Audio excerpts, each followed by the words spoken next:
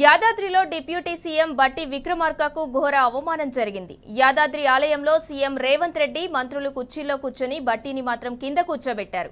CM Revanth Reddy ఆయన సతీమణి మంత్రులు ఉత్తమ్ కోమటిరెడ్డి కుర్చీల్లో కూర్చున్నారు. వారి పక్కన బట్టి విక్రమార్క కింద కూర్చున్నారు. ఒక దళిత ఉప ముఖ్యమంత్రిని కింద కూర్చోబెట్టడం ఎంతవరకు న్యాయమని జనం ప్రశ్నిస్తున్నారు. ఇదేనా కాంగ్రెస్ ప్రజాపాలన అంటే అని తీవ్రంగా మండిపడుతున్నారు. ఇక ఇదే అంశంపై మరింత సమాచారం మా ప్రతినిధి రాము అందిస్తారు. రాము, చెప్పండి. చిందూరు ఉమ్మడి నల్గొండ జిల్లా వ్యాప్తంగా కూడా దళిత సంఘాలు ఆగ్రహం వ్యక్తం చేస్తూ రోడ్డు ఎక్కుతా ఉన్నాయి. సీఎం రేవంత్ రెడ్డి దిష్టిబొమ్మలని కూడా వ్యక్తం చేస్తా ఉన్నారు. సాక్షాత్తు యాదాద్రి లక్ష్మీ నరసింహ స్వామి వారి సాక్షిగా ఈ రోజు దళితుల్ని అవమానించారు. దర్శనానికి వచ్చినటువంటి మంత్రుల్ని సమసమానంగా చూసేది బదులు ఆయనకు పెద్ద కుర్చీ వేసి ఈయనను నేలపైన కూర్చోబెట్టడం ఏంటని కూడా పెద్ద ఎత్తున దళితులు ఆగ్రహం వ్యక్తం చేస్తా ఉన్నారు. దైవ దర్శనానికి ముందస్తుగానే సమాచారం ఇచ్చారు. 3 రోజులుగా ఏర్పాటు కూడా చేస్తా ఉన్నారు.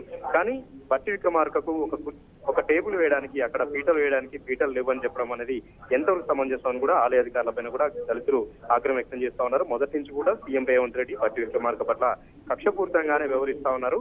తనకు కూడా ముఖ్యమంత్రి పదవి కావాలని ఢిల్లీ వెళ్లి పెద్దల్ని కలిసి నేపథ్యంలో మొదటి నుంచి కూడా ఆయన పైన కక్ష పెట్టుకుని దళితుడైనటువంటి బట్టి విక్రమార్కను అడుగడుగును అవమానించడం, అడుగడుగున ఆయన అనారోగ్య ప్రయత్నం చేయడం అనేది చేస్తున్నారని కూడా ఆగ్రహం వ్యక్తం చేస్తున్నారు. ఈ రోజు ఆయన నిజ స్వరూపం బయటపడింది. ఆయన యొక్క గుణం అనేది ఈ రోజు బయటపడింది. రేవంత్ రెడ్డి కావాలని వాళ్ళందరూ పీటల మీద కూర్చొని బట్టి విక్రమార్కను మాత్రం నేలపైన కూర్చోబెట్టారని కూడా ఆగ్రహం వ్యక్తం చేస్తూ పెద్ద ఎత్తున దళిత సంఘాల నాయకులు, ఇతర ఉన్నత మేధావులందరూ కూడా ఆగ్రహం వ్యక్తం చేస్తా ఉన్నారు.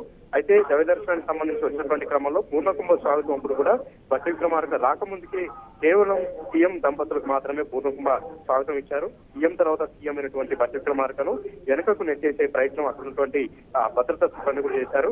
అక్కడి నుంచి ముందుకు పోయిన తర్వాత గర్భగుడిలో పూజా కార్యక్రమాలు చేసుకుని ఆశీర్వాచనాలు ఇచ్చేటువంటి కార్యక్రమం అప్పుడు కూడా ఆయనకు కావాలని పీట వేయకుండా నేలపైన కూర్చోబెట్టారని కూడా ఆగ్రహం వ్యక్తం చేస్తూ పెద్ద ఎత్తున ధర్నా కార్యక్రమాలకు, నిరసన కార్యక్రమాలకు కూడా ఈరోజు పిలుపునివ్వడం జరిగింది. జిల్లా మంత్రి కోమటిరెడ్డి వెంకటరెడ్డి కూడా కావాలని బట్టి విక్రమార్కని నేలపైన కూర్చోబెట్టారు. జిల్లాకు వచ్చినటువంటి మంత్రులకు ఆతిథ్యం ఇచ్చి వాళ్ళకు మంచిగా చూసుకునేది బదులు కోమటిరెడ్డి వెంకటరెడ్డి పీట మీద కూర్చున్నారు. బట్టి విక్రమార్కను మాత్రం నేల మీద కూర్చోబెట్టారని కోమటిరెడ్డి వెంకటరెడ్డి పైన కూడా ఆగ్రహం వ్యక్తం చేస్తున్నటువంటి పరిస్థితి కూడా ఇక్కడంతా కూడా వ్యక్తం అవుతుంది. ప్రస్తుతానికి అయితే దేవదర్శనం కంప్లీట్ చేసుకుని రేవంత్ రెడ్డి వీళ్ళందరూ కూడా ఖమ్మం జిల్లాకు వెళ్లారు. అయినా కూడా బట్టి విక్రమార్క చాలా ముభావంగా, చాలా డల్ గా ఉంటూ అక్కడి నుంచి వెళ్ళిపోయారు. వేరువేరుగా వెళ్ళిపోయినటువంటి పరిస్థితి కూడా అక్కడ కనిపిస్తుందని కూడా చెప్తా ఉన్నారు. పూర్ణకుంభ స్వాగతం చేసినటువంటి సమయంలోనే ఆలయ అర్చకుల పైన కొంత ఆగ్రహం వ్యక్తం చేశారు. అయినప్పటికీ కూడా అవేం పట్టించుకోకుండా మళ్ళీ కావాలని బట్టి విక్రమార్కకు కనీసం పీట కూడా వేయకుండా కింద కూర్చోబెట్టారని కూడా ఆయన వర్గీయుడు, ఆయన అభిమానులు పెద్ద ఎత్తున ఇక్కడ ఆగ్రహం వ్యక్తం చేసినటువంటి కూడా ఉంది. మొత్తంగా రేవంత్ రెడ్డి యొక్క నిజ స్వరూపం బయటపడింది.